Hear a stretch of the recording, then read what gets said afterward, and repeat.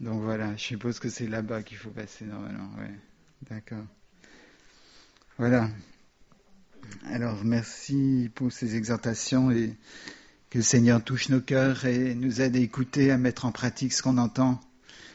Pas seulement à l'entendre, pas seulement à recevoir en disant voilà c'est bon, mais aussi de tirer instruction parce que le Seigneur parle et le Seigneur agit dans les vies. Notamment, il agit concernant la question du moi, n'est-ce pas? Et c'était un peu le thème aujourd'hui, en partie en tout cas, de ce que je voulais dire, que la position du moi qui s'interpose entre Dieu et son œuvre dans nos vies.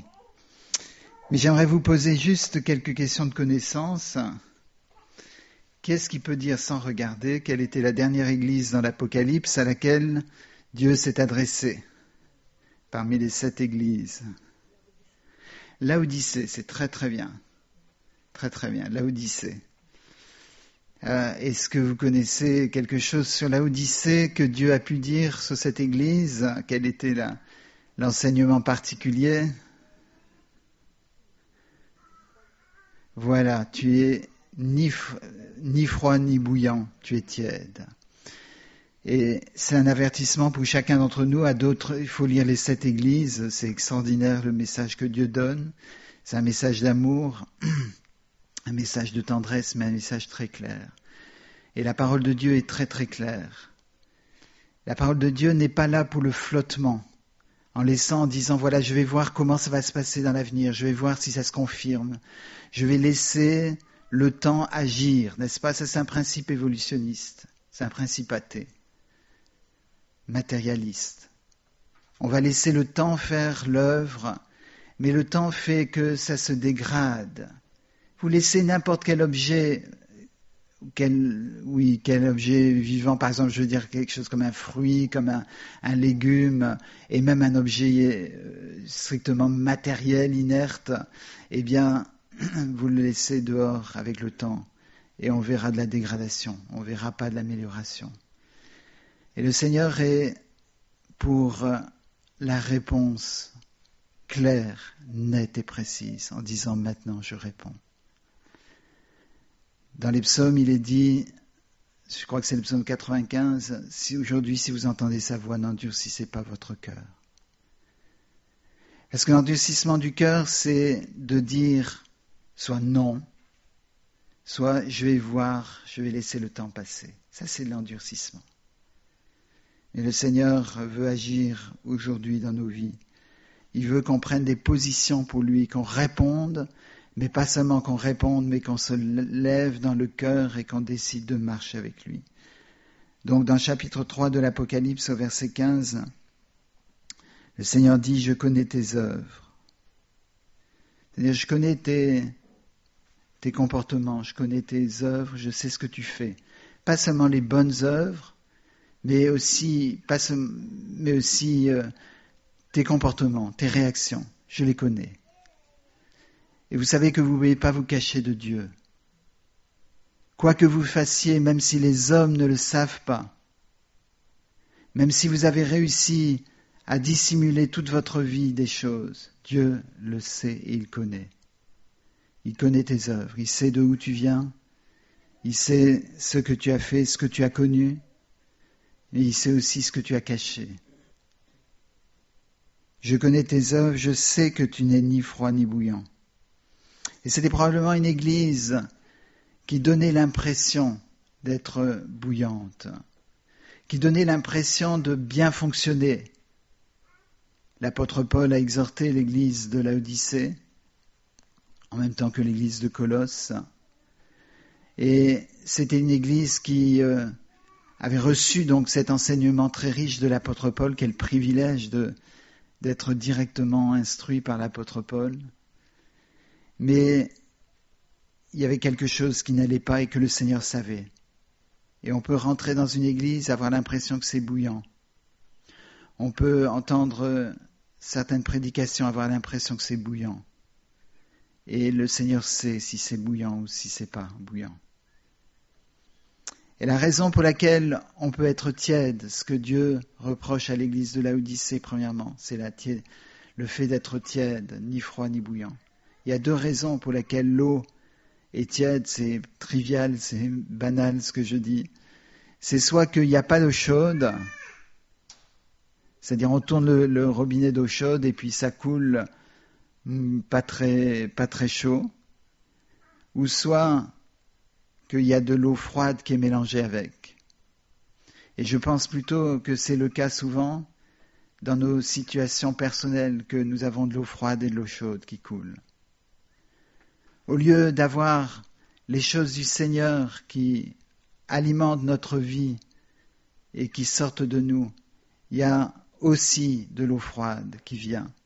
Et ça donne un mélange qui est tiède et que le Seigneur n'apprécie pas.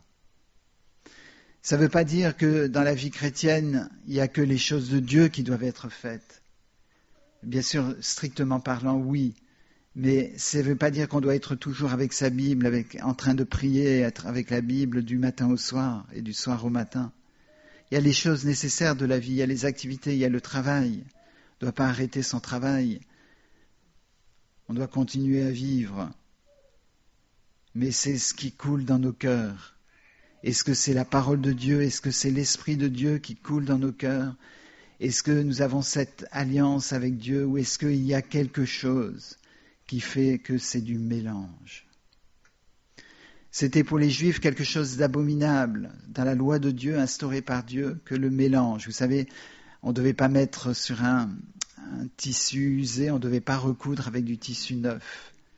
On ne devait pas réparer une outre percée en mettant du cuir neuf. C'est quelque chose que Dieu ne voulait surtout pas. Il a instruit son peuple à distinguer le sacré du profane et à faire la différence et à choisir ce qui était sacré. On ne devait pas mélanger les choses. Mais dans notre culture, on a balayé le sacré et tout est devenu profane. C'est-à-dire qu'on mélange les choses. On peut mélanger des paroles douces avec des paroles amères. Et pourtant, Jacques, l'apôtre, nous dit clairement, il ne faut pas qu'il en soit ainsi, mes frères. Une source fait-elle couler de l'eau douce et de l'eau amère? Et ce n'est pas le cas, ce n'est pas possible. Et c'est la même chose avec nous. S'il y a de l'amertume dans le cœur, comment peut-il y avoir la place pour la douceur de Dieu? Et la douceur de Dieu, c'est un des constituants du fruit de l'esprit. Et on ne peut pas être doux et amer en même temps. On ne peut pas dire du bien d'un frère ou d'une sœur et dire du mal d'un autre frère ou d'une autre sœur. C'est pas possible. C'est d'être dans la tiédeur, c'est d'être dans le manque de position. Dieu préfère les gens qui disent clairement « je suis contre Dieu », parce qu'au moins ceux-là sont clairs et cohérents. Et ce que Dieu veut, c'est les gens qui sont cohérents et qui sont honnêtes, qui disent « moi je suis contre Dieu, j'ai rejeté Dieu, je ne crois pas en Dieu ». Parce que leur vie est conforme à ce qu'ils déclarent. Mais si nous déclarons que nous sommes chrétiens, que nous appartenons au Seigneur, que nous voulons la vie éternelle sur la terre et au-delà, eh bien, nous devons avoir une vie cohérente avec ce que nous déclarons. Et ça doit être ça qui anime nos cœurs, n'est-ce pas? Qu'il n'y ait pas de mélange, qu'il n'y ait pas cette incompréhension. Encore une fois, Dieu reprochait au peuple d'Israël, dans l'Épître aux Romains, que c'est à cause de vous que mon nom est blasphémé. Et les hommes et les femmes blasphèment contre Dieu parce qu'ils n'ont pas de modèle de ce que c'est la vie de Dieu. Quand on regarde nos comportements, quand ils regardent nos comportements, on fait souvent honte à Dieu plutôt que d'honorer Dieu. Et c'est pour ça que les gens blasphèment, ils disent il n'y a pas de Dieu. Parce qu'ils ne voient pas le modèle. Certains, bien sûr, refusent de voir ce que Dieu a fait dans la vie de quelqu'un qui se dit au Seigneur, mais dans d'autres cas, c'est parce qu'il n'y a pas de démonstration. Ici, donc, Dieu reproche d'être ni froid ni bouillant. Ainsi, parce que tu es tiède et que tu n'es ni froid ni bouillant, je te vomirai de ma bouche. c'est vraiment le rejet total. Je ne peux plus supporter. Alors, on a la vision d'un Dieu d'amour, et Dieu est certainement un Dieu d'amour. Mais il est plus qu'un Dieu d'amour. Et dans l'amour, il y a comme on a dit tout à l'heure, cette correction, cette façon de montrer la vérité. Dieu ne peut pas supporter de mélange, et donc il rejette. Il rejette son peuple. Le peuple d'Israël a été rejeté à bien des occasions quand le peuple a rejeté Dieu. Et on doit savoir ce que ça veut dire si on s'est engagé dans les eaux du baptême publiquement et qu'on rejette Dieu après. Eh bien, Dieu nous rejette. Ce n'est pas une vengeance, c'est pas dire tu me rejettes donc je te rejette. C'est que Dieu est cohérent et Dieu est clair et que en lui il n'y a pas de tiédeur. Il n'y a que la grâce, l'amour, le pardon, mais seulement pour ceux qui le désirent et qui sont cohérents aussi. Il dit à l'église de Laodicée, parce que tu dis je suis riche, je me suis enrichi, je n'ai besoin de rien. Et c'est vrai que nous, dans nos sociétés matérialistes, on a beaucoup, actuellement en tout cas encore, on a beaucoup de raisons de pouvoir vivre, beaucoup de façons par lesquelles on peut vivre heureux, se faire du bien. Les plaisirs sont à disposition pour la plupart des gens. Et en fait, il y a quelque chose en nous qui fait qu'on n'a pas besoin de Dieu souvent. Je me rappelle un ami qui me disait « Mais moi, je me sens très bien. Je suis heureux de vivre. Je suis bien comme je suis. Pourquoi devrais-je demander un changement? Pourquoi Dieu devrait-il changer ma vie ?» Et la raison pour laquelle il se sentait bien, c'était quelqu'un qui faisait exactement ce qui lui plaisait. Il avait trouvé un travail qui correspondait exactement à ce qu'il aimait, qui était une passion pour lui. Et sa vie de tous les jours était l'accomplissement de sa passion, qui était son travail. Et donc il était heureux, comme ça. Évidemment, la vie lui a montré plus tard qu'il avait besoin de Dieu et qu'il y a quelque chose de fondamental qui manquait dans sa vie. Mais on pense souvent qu'on est bien, qu'on n'a pas besoin. On pense souvent qu'on est chrétien, on s'est engagé, on est passé par les eaux du baptême un jour. Et maintenant, on n'a plus rien à faire. On s'est publiquement donné au Seigneur. Et puis maintenant, on peut juste attendre qu'on meure. Comme ça, on va aller dans la présence du Seigneur. Et là, il est dit que ce n'est pas le cas. Tu dis, je n'ai besoin de rien. Et parce que tu ne sais pas que tu es malheureux, misérable, pauvre, aveugle et nu, je te conseille d'acheter de moi de l'or éprouvé par le feu, afin que tu deviennes riche, et des vêtements, afin que tu sois vêtu et que la honte de ta nudité ne paraisse pas, et un collier pour oindre tes yeux, afin que tu vois. La chose que le Seigneur touche en premier dans nos vies, lorsqu'on vient à lui, c'est l'aveuglement que nous avons. Dans Jean chapitre 9, il a guéri un aveugle de naissance. Et quand il a guéri cet aveugle, les pharisiens étaient très en colère, bien sûr, ils ont fait une enquête, etc., comme vous savez, mais ils étaient très en colère. Mais le Seigneur a dit, Jésus a dit lui-même aux pharisiens, il a dit, si vous étiez aveugle, vous n'auriez pas de péché. Mais c'est parce que vous dites, je vois, que vous êtes dans le péché. Et ils étaient complètement aveugles concernant leur situation. Ils étaient en train de croire qu'ils servaient Dieu, qu'ils étaient des enfants d'Abraham, des enfants de Moïse, des descendants de Moïse, ce qu'ils étaient selon la chair. Mais Dieu a dit, ça c'est de l'aveuglement, de croire qu'on est bien. Le fait de se sentir bien parce qu'on va à l'église, parce qu'on prie, parce qu'on lit la Bible, et on peut quelquefois lire encore plus, ou prier encore plus chez soi pour se sentir encore mieux. Eh bien, ce n'est pas ça qui fait qu'on est libéré de l'aveuglement. Ça peut nous aveugler. Ce qu'on a besoin, c'est d'avoir la rencontre avec Jésus, et c'est ça qui ouvre les yeux. Vous savez que Saul de Tarse, sur le chemin de Damas, il a eu les yeux ouverts. Bien sûr, il est dit qu'il est devenu aveugle. Mais c'est là où il a eu les yeux ouverts sur sa véritable situation. Un homme irréprochable à l'égard de la loi. Comprenez ce que ça voulait dire. Ça voulait dire qu'on l'a instruit depuis qu'il était enfant sur la parole de Dieu. Et il a obéi. Il était un modèle. Il a été au-delà même de ce qui était demandé parce qu'il était pharisien. Et les pharisiens obéissaient à la loi de manière stricte. Et ils ajoutaient un peu plus pour être sûrs de donner plus à Dieu que ce que Dieu demandait. Et pour l'apôtre Paul, pour Saul de Tarse plutôt, il y avait cette conviction, je suis bien, je vais même, Seigneur, pour toi, quand il disait Seigneur, c'était son Dieu, je vais à Damas et je vais enfermer ces chrétiens ou persécuter ces chrétiens qui sont en train de déranger les commandements que tu as donnés il y a longtemps à Moïse. Et il devait se sentir bien, il devait se sentir en train d'accomplir la mission de Dieu. Mais Dieu a ouvert ses yeux sur le chemin de Damas et il est devenu aveugle immédiatement pendant 3 jours et 3 nuits. Mais Dieu a ouvert ses yeux sur sa situation. Il a pris conscience qu'il était pécheur. Il a pris conscience que ce qu'il croyait être bon dans sa vie n'était que offense contre Dieu. Et Dieu l'a changé. On dit que John Newton était un esclavagiste qui était chrétien, de nom, parce que presque tout le monde en Angleterre était chrétien, de nom en tout cas, mais il était chrétien, esclavagiste.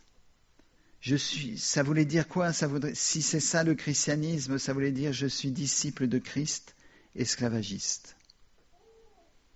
Ça ne va pas trop ensemble. Mais Dieu a changé sa vie un jour d'une manière remarquable. Il a pris conscience de son péché. Et quand il a pris conscience qu'il n'était pas chrétien, même s'il allait dans une église dite chrétienne, même s'il avait des pratiques chrétiennes, probablement priait-il avant les repas, probablement priait-il avant les traversées en galère, que Dieu bénisse sa traversée. Il n'était pas chrétien, et il a pris conscience de ça, et Dieu a changé sa vie. Il est devenu aveugle aussi, mais il a écrit, il a laissé, comme vous savez, ses traces dans ce chant de Amazing Grace. Il a laissé cette trace de « J'étais aveugle, mais maintenant je vois ». Parce que l'aveuglement physique était la contrepartie de cette révélation, de cette guérison de l'aveuglement spirituel. Et le Seigneur veut toucher nos yeux ce matin pour qu'on voie notre état. Pour que je voie mon propre état. Et au lieu de se satisfaire de soi, au lieu de dire voilà, je suis bien, je suis satisfaisant aux yeux de Dieu, Dieu doit être content de moi, Dieu doit m'accepter, et bien de pleurer sur sa propre misère, mais sincèrement, et pas mettre en cause quelqu'un d'autre. Seigneur, tu sais que je suis pécheur, que je fais des choses que je ne dois pas faire, mais c'est à cause, tu comprends la situation, tu sais ce qu'on m'a fait. Si vous êtes en train de dire ça, vous n'êtes pas en train de vous repentir du tout. La repentance véritable, c'est Seigneur, c'est moi qui suis coupable, c'est moi qui suis pécheur. Et même si vous sentez qu'on vous a offensé ou qu'on a fait du mal contre vous, il y a des gens qui ont des lourds passés, qui ont connu des choses épouvantables dans leur vie. Et ils ont du mal à pardonner à leur père, à leur mère. Et le Seigneur veut que ces personnes soient libérées ce matin. Tout ce que Jésus veut, c'est la libération. Il ne veut pas nous rendre esclaves de la loi, au contraire, il veut nous libérer de l'influence de la loi pour qui dirige nos vies. Il veut nous donner l'Esprit de Dieu. Et il y a des gens qui ont du mal à pardonner. Mais si vous dites, mais Seigneur, tu vois ce qu'on m'a fait, et tu sais que c'est trop dur, vous n'êtes pas en train de demander la délivrance, vous êtes en train de retenir, de garder en vous ce problème jusqu'à la prochaine fois où vous pleurez sur votre situation. Et Dieu attendra le moment où vous êtes prêt à tout lâcher, en disant, Seigneur, c'est de toi que j'ai besoin, c'est moi qui suis pécheur. Ce qu'on m'a fait, je le ferai très facilement à quelqu'un d'autre, si je ne t'avais pas connu. ou si je n'avais pas eu l'éducation que j'ai reçue.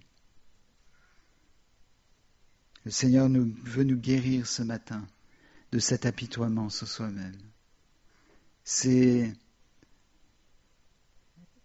l'œuvre du Saint-Esprit quand quelqu'un peut louer le Seigneur sans aucune retenue sur ce que Dieu a fait pour cette personne, en disant « Seigneur, je suis tellement heureux de te connaître ». Si le Seigneur agit, vous savez, l'apôtre Paul n'a pas commencé à dire « j'ai eu un choc sur le chemin de Damas ». Ou bien c'est pas facile parce que j'étais juif, connu, très, très apprécié, et maintenant je deviens un pauvre chrétien. Je dois même me justifier auprès des chrétiens, c'est pas marrant, parce que je dois aller dire aux chrétiens, non, c'est vrai, je suis vraiment chrétien. Vous savez, c'est terrible. Dans les pays où il y a la persécution, quand il y a quelqu'un qui vient et qui dit, voilà, on veut se convertir, la question qui se pose tout de suite, c'est est-ce que c'est un vrai ou est-ce que c'est un faux ? Et il devait donc, chez les Juifs, il était commencé à susciter la colère, et ensuite chez les chrétiens, il n'était pas accepté. Donc il avait des sujets probablement d'être malheureux, mais il était tellement heureux d'être libéré. L'aveugle dans Jean chapitre 9, il était tellement heureux que même si les Juifs commençaient à lui casser les pieds avec leurs questions, et s'il ne comprenait plus rien, il pouvait dire, je sais, une chose, c'est que j'étais aveugle et maintenant je vois. Mais on est centré sur soi-même. Et c'est ça qui fait qu'on ne peut pas être libre. Le Seigneur, dans Romains chapitre 7, nous compare la relation avec l'Esprit de Dieu comme celle d'un mariage. Et il est dit que, en fait, on ne peut pas, il est dit au début du chapitre qu'on est en quelque sorte en alliance avec la loi, de par notre naissance pécheresse. Mais on a besoin qu'il y ait une mort qui se passe pour pouvoir être allié avec Christ. C'est-à-dire, je peux pas être allié avec Christ, je ne peux pas faire alliance avec Christ s'il n'y a pas d'abord cette alliance avec la loi qui meurt. Et la loi ne va pas mourir. Ce qui va mourir, c'est moi. Est-ce qu'on est prêt à mourir pour que cette alliance avec Christ se fasse pleinement ? Ou est-ce qu'on est centré sur soi ? Il est dit ici que tu dis « Je suis riche, je me suis enrichi, je n'ai besoin de rien. Tu ne sais pas que tu es malheureux, misérable, pauvre, aveugle et nu. » Est-ce qu'on est revêtu ce matin des vêtements du salut ? Est-ce qu'on peut dire ce matin « Il m'a revêtu ». Il m'a lavé, il m'a donné des habits neufs. Vous savez, quand le fils prodigue est rentré à la maison, le père n'a pas dit « Écoute, ça va pas.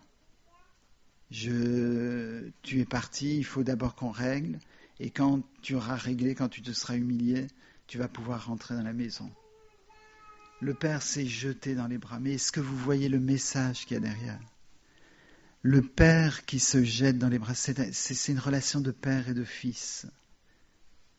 Et nous, on en considère que Dieu est sévère, que Dieu va nous dire, bon, c'est quoi ça, ce que tu as fait ? Mais le père s'est jeté dans les bras du fils. Il lui a pas dit, tu sens mauvais, tu es sale. Ma maison, elle est belle, tu ne peux pas rentrer à moins de te changer. Il a pris son fils, il lui a revêtu un vêtement de salut, d'acceptation, de pardon. Et c'est ça le message de l'Évangile ce matin. On pense qu'on est revêtu, on pense qu'on a mis nos habits de dimanche, on a mis nos habits de bonnes œuvres, de bonnes intentions, de bonne religion. On a bien prié toute la semaine, on a bien lu la Bible toute la semaine. On est bien au Seigneur et on est revêtu dignement. Mais le Seigneur n'a que faire de nos habits et on pense être habillé, mais en fait on est nu parce qu'on n'est pas couvert par les vêtements que le Seigneur veut nous donner. On est pauvre alors qu'on croit être riche. Mais le Seigneur, au verset 19, dit « Moi je reprends et je châtie tous ceux que j'aime. et donc du zèle et repens-toi. Et c'est ça le message aujourd'hui, c'est que le Seigneur châtie ceux qu'il aime, comme un père châtie son fils qu'il aime ou sa fille qu'il aime. Si vous êtes châtié du Seigneur ce matin, si vous êtes dans la souffrance, pour quelque raison que ce soit, c'est parce que Dieu est en train de vous travailler. C'est parce qu'il vous aime. Et il ne vous aime pas parce que vous êtes bien, il vous aime parce que vous n'êtes pas bien. Et ça, c'est important de le dire. On a toujours le sentiment que Dieu nous aime parce qu'on a quelque chose de spécial. Alors que c'est lui qui nous a créés. Donc si on a quelque chose de spécial, c'est qu'on a été créé par Dieu. Mais vous priez pour quelqu'un, Dieu répond à la prière. Il m'a répondu. Il n'a pas répondu aux autres. Ils avaient prié avant et ça n'a pas marché. Moi, il a répondu à ma prière. Je dois avoir quelque chose de spécial. Vous avez quelque chose de spécial si c'est la réaction que vous avez. Et la chose spéciale que vous avez, c'est que vous avez besoin de repentance. On a besoin de se repentir profondément devant Dieu. Parce qu'on voit l'amour de Dieu à notre égard, alors que nous, on l'a méprisé, alors que nous, on était tièdes, on a mélangé. On a fait rentrer de la saleté en même temps que sa pureté. On a fait le mélange et on a dit, c'était un peu trop sale cette semaine, donc on va mettre un peu plus de eau propre. Ça fera un mélange acceptable. Et Dieu nous aime, cependant. Si vous êtes châtié ce matin, c'est parce que Dieu vous aime. Mais qu'allez-vous faire? Que vais-je faire de cet amour? Est-ce que je vais le mépriser? Est-ce que je vais dire, Seigneur, je suis pécheur, tu peux pas me pardonner? Ou est-ce que nous allons accepter cet amour, rentrer dans cet amour de Dieu et dire, voilà Seigneur, je te donne ma vie, maintenant même. Je me donne à toi, et donc du zèle, et repens-toi. Le zèle, ça veut dire, oui, je vais prendre la force qui me reste et me lever et dire, Seigneur, je me repens. Je fais acte de repentance, je veux changer de vie. Je veux que ça change dans ce domaine, comme a dit Laurence tout à l'heure, exactement. Je veux que ça change. Si vous commencez à dire après, oui, mais quand même, ce qu'on m'a fait, c'était quand même pas bien. Alors vous n'êtes pas en train de vous repentir. Vous êtes en train de commencer à vous repentir et vous dites, ouais, mais quand même, je peux pas oublier ça, il faut que je regarde ça. Et la repentance est finie. La repentance, c'est de dire, Seigneur, je sais comment je suis. Je sais comment je pourrais être.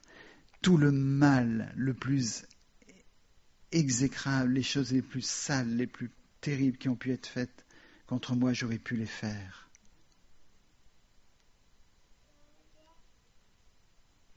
Quand vous voyez la situation des hommes qui violent, par exemple, qui sont multirécidivistes, on dit ces gens-là, c'est sale type. Bien sûr que leur comportement est extrêmement sale et par conséquent ils sont des sales, ils sont salis par leur péché. Mais ces gens, si vous aviez connu la même éducation parfois que ces personnes-là, vous auriez fait la même chose et peut-être pire.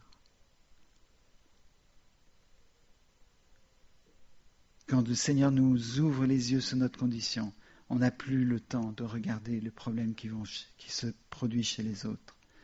C'est quand le cœur est fermé, quand on est convaincu qu'on va bien, quand on croit riche, revêtu et voyant, que, eh bien, on voit chez les autres et on ne voit pas chez nous qu'on a le même problème.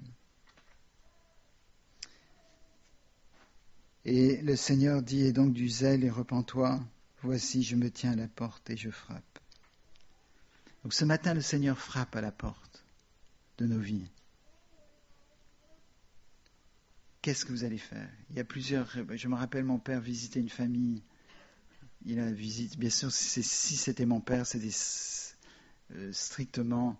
Il y avait de fortes chances que c'était des familles vraiment bizarres. Je veux dire, on peut écrire des livres sur les histoires qu'il a connues.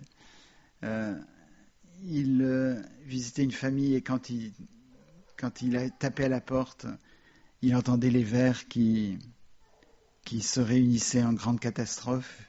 Et les gens mettaient pas mal de temps avant de répondre. Et ils ouvraient la porte, ils disaient « Ah, c'est vous !» Mais ils avaient vu par la fenêtre que c'était lui. Et bien sûr, il fallait cacher les bouteilles de vin, cacher le verre, les verres qui avaient contenu du vin. Mais on peut avoir cette réaction. On peut faire aussi le mort, n'est-ce pas? Quand on tape à la porte, on ne fait pas de bruit pour ne pas répondre. Mais on peut aussi répondre. Et ce matin, qu'est-ce qu'on va faire? Le Seigneur dit, voici, je me tiens à la porte. Et je crois que c'est une parole générale. C'est pas tiré, c'est pas adressé à l'église de Laodicée à ce moment-là et seulement à l'église de Laodicée. C'est évidemment le message de l'évangile. Je peux le généraliser. Ce n'est pas limité à une église. C'est limité à l'humanité, mais individuellement. Pour chacun, il se tient à la porte et il frappe. Il nous appelle ce matin. Il voudrait qu'on ouvre la porte. Et si on ouvre la porte, il dit qu'il vient et il s'installe à notre table pour manger avec nous. Une missionnaire a touché le cœur d'un brigand le plus dur et le plus méchant. Elle était d'un milieu aisé, donc ne croyez pas, si vous venez d'un milieu aisé, que le Seigneur ne peut pas vous utiliser, il peut vous utiliser. C'est plus dur pour un riche de rentrer dans le royaume des cieux. Mais cette missionnaire est allée dans l'antre, dans la prison d'un de ces durs. Et comment elle, une jolie jeune dame, pouvait-elle, bien habillée, propre, pouvait-elle toucher le cœur d'une brute qui était devant elle? Et le Seigneur lui a montré, et elle était prête à le faire. Elle avait soif. Donc elle lui dit, est-ce que je peux boire dans votre verre? Le verre était dégoûtant. Elle a bu dans ce verre. Est-ce que vous êtes prêts à faire ça? Mais c'est ça qui a touché le cœur de cet homme. C'était la première fois qu'on prenait quelque chose de lui et qu'on en profitait, qui faisait du bien et qu'on touchait même, qu'on n'avait pas les pincettes pour toucher son matériel. Je sais qu'un clochard irlandais du nom de Willie Mullen, quand il s'est converti, il a dit qu'il s'est converti à l'âge de 25 ans. Depuis l'âge de 13 ans, je crois, jusqu'à l'âge de 25 ans, il a dormi dehors. Il n'a jamais dormi à l'intérieur. En Irlande, il pleut environ 365 jours par an. Et il a dormi tout le temps dehors. Et il était, vous pouvez imaginer, à peu près 10-12 ans sans être lavé, quasiment. Et le Seigneur l'a rencontré sur le chemin, comme le Saul de Tarse. Je vous ai déjà raconté cette histoire. Il a rencontré Jésus, il est tombé à genoux. Pendant des heures, il a pleuré pour son péché. Et quand il est allé sur le chemin après, il a dit à premier passant, j'ai rencontré Jésus dans le champ. Et la personne s'est sauvée en courant. Alors il a dit, mais il faut que je dise à quelqu'un d'autre. Et il a vu quelqu'un d'autre arriver, il a dit, j'ai donné ma vie au Seigneur, j'ai rencontré le Seigneur dans le champ. Et c'était un chrétien, ce deuxième, qui l'a invité à l'église le dimanche. Et ce qui a bouleversé cet homme, Willie Mullen, c'est que il s'est assis et une petite jeune fille est venue s'asseoir à côté de lui pour lui montrer les chants sur le recueil de chants, pour lui montrer le passage qui est en train d'être lu dans la Bible. Il n'avait jamais connu ça. Sachez que ce Willie Mullen s'est donné à l'âge de 25 ans au Seigneur, parce que sa maman a prié, intercédé pour lui. Quand il était jeune, oui c'est ça, c'est de 15 ans à 25 ans qu'il a vécu dehors. À partir de l'âge de 13 ans, il est rentré tous les soirs, complètement ivre à la maison. Et sa mère, tout ce qu'il entendait quand il ouvrait la porte, c'est sa mère qui disait « Seigneur, sauve Willie ». Et elle est décédée d'épuisement avant qu'il ait 25 ans. Mais le Seigneur a travaillé, a répondu à la prière de ce moment. Et si vous êtes dans cette situation ce matin, vous pouvez savoir que Dieu répond. Est-ce que si vous entendez la voix du Seigneur, vous ouvrez la porte ce matin et vous dites, Seigneur, je veux que aujourd'hui, ce dimanche 16 août, ce soit un nouveau départ pour ma vie. Je m'engage à essayer de te suivre. Dites pas, je vais te suivre jusqu'au bout. C'est ce que Simon-Pierre a dit et Dieu lui a montré, Jésus lui a montré qu'il fallait pas parler comme ça. Mais si vous dites, Seigneur, ce matin, je voudrais te suivre. J'en ai pas la force, mais je veux que tu te révèles à moi. Eh bien, vous le faites le plus sérieusement possible. Et le Seigneur va changer votre vie, va ouvrir vos yeux sur votre besoin de Christ. Il va remplir votre vie de son esprit. Vous le dites à quelqu'un après. C'est important de le verbaliser, le déclarer. Dire à quelqu'un qui est au Seigneur, de dire j'ai donné ma vie au Seigneur.